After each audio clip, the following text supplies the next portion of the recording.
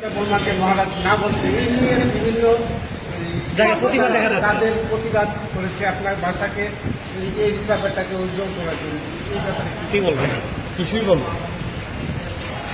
কেন এই উক্তিটা কেন করেছে?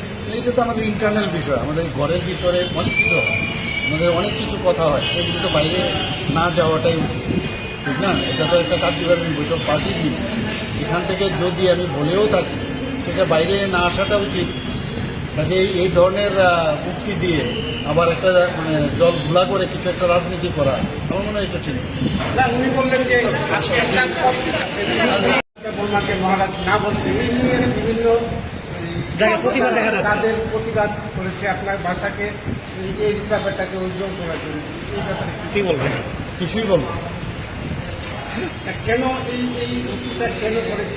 এইটা তো আমাদের ইন্টারনাল বিষয়, আমাদের ঘরের ভিতরে অনেক কিছু হয়, আমাদের অনেক কিছু কথা হয়, সেগুলো তো বাইরে না যাওয়াটাই উচিত, ঠিক না? এটা তো একটা কার্যকারী বৈঠক পার্টির দিন, এখান থেকে যদি আমি বলেও থাকি সেটা বাইরে না আসাটা উচিত।